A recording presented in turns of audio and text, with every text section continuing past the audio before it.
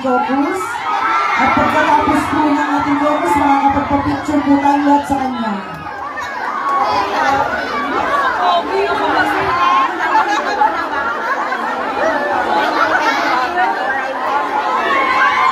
Muli po, tawagin po natin. Okay, mga kaibigan, hanggang dito na lang muna itong live video natin. Ang tabayanan nyo yung susunod na live natin at para mapakinggan natin ang mensahe ni Mayor Vico Sotto.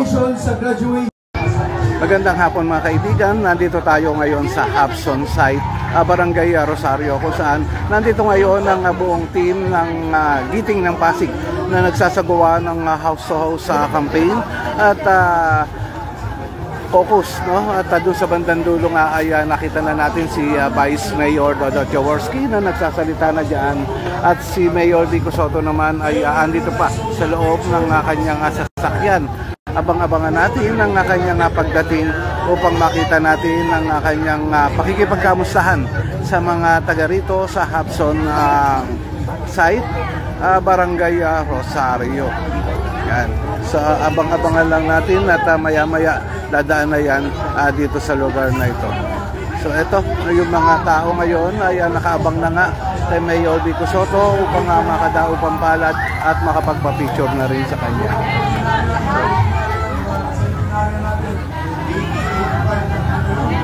Antayin lang natin, no, mga kaibigan, at ipinupwesto lang na maganda yung kanyang sasakyan at bababa na dito sa lugar na ito. So dun sa bandang dulo, dyan naman natin nakikita, natatanaw si Vice Mayor Dodo Jaworski na nagsasalita na nga at sinasabi na yun na kanilang mga plataforma at mensahe para sa mga taga rito nga sa Hobson site, Barangay Rosario. Sa mga kaibigan, dito sa Giting ng Pasig, District 2, ay dito nga ay mga tumatakbong City Councilor dito ng Giting ng Pasig ay si Consi Buboy Agustin, Angelo De Leon, Ryan Enriquez, Warren Inocencio, Maro Martires at Boy Raimundo. So yan ngayon ang katiket ng Giting ng Pasig, at ang City Councilor na ang Vice Mayor natin ay si Dodo Jaworski. Ganon din ang Congressman, si Congressman Roman Romulo, at ang ating Mayor dito sa lungsod ng Pasig, si Mayor Vico Sotto. Sila ang bumubuo ng Giting ng Pasig District 2 dito sa lungsod ng Pasig. Antayin lang natin ang pagbaba ni Mayor Vico Sotto upang makita nga natin ang pakikipagkamustahan rito.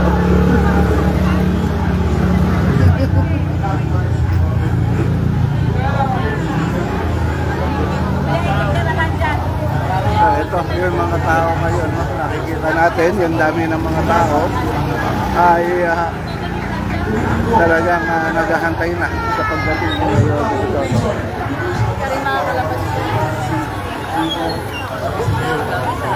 Ang education natin,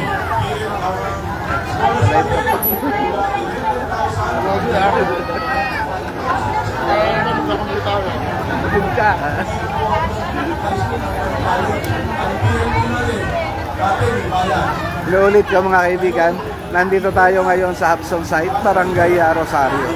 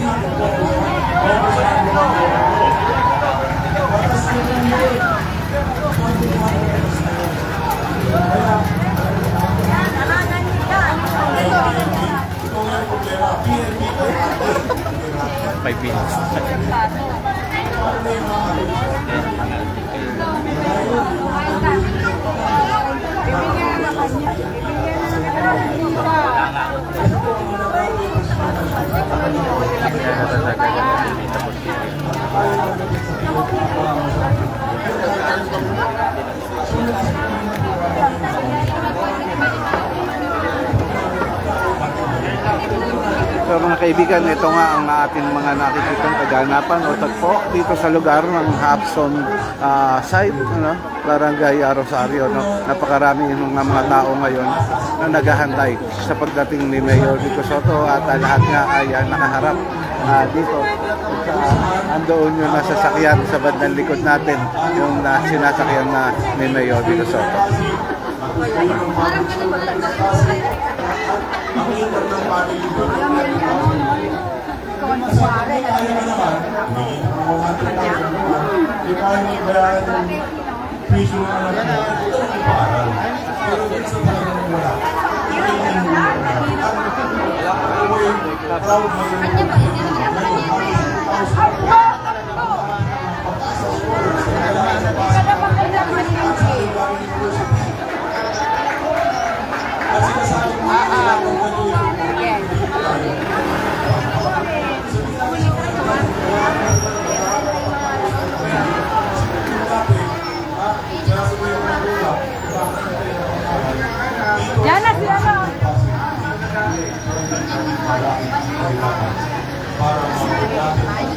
Mga kaibigan, antay-antayin lang natin ang pagbaba ni Mayor Vico Sotto mula dun sa kanyang sinasakyan. At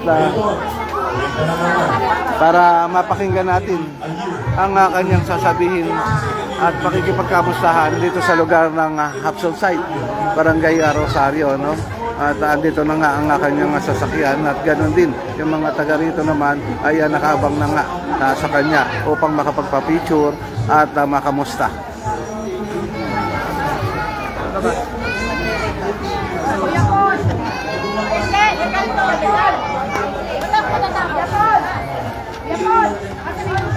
Bakit?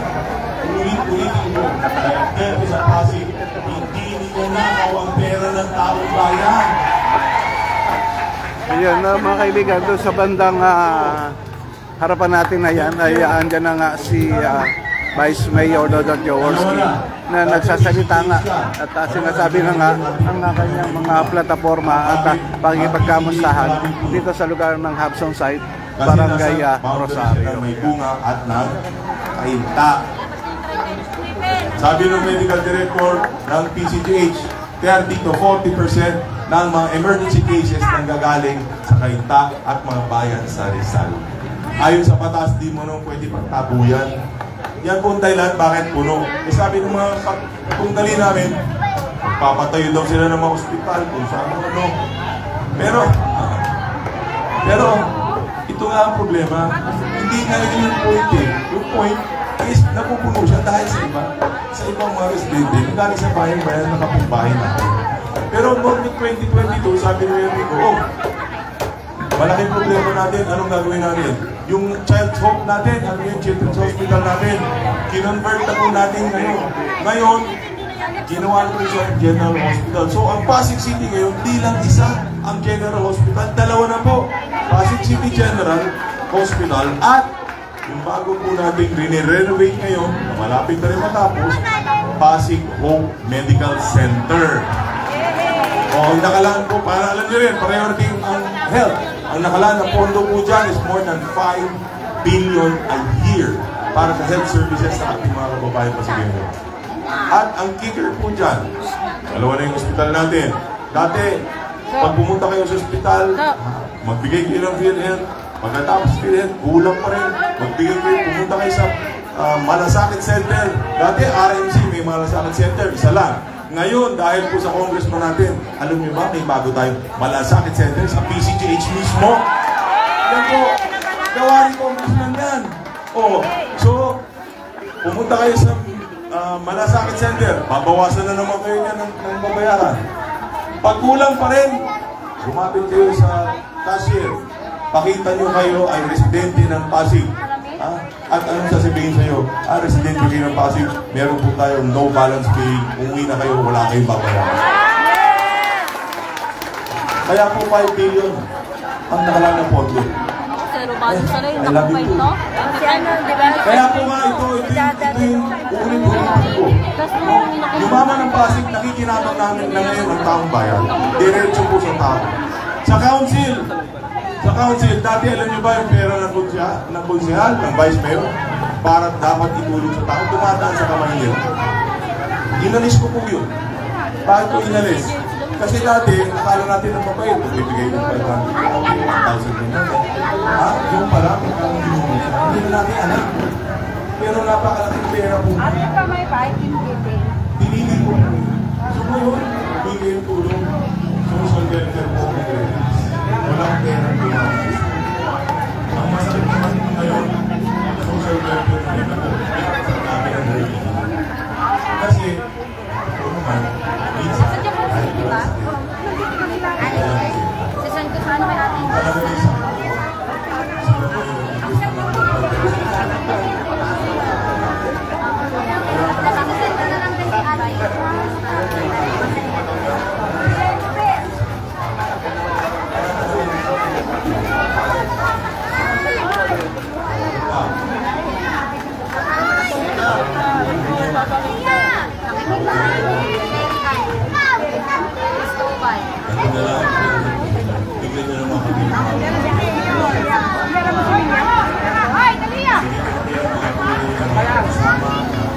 ano niya, Facebook na niya.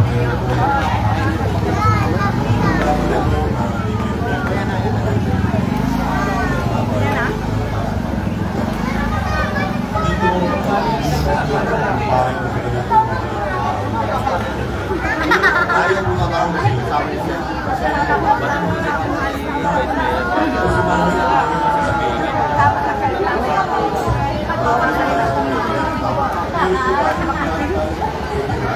ang popo na, ang popo.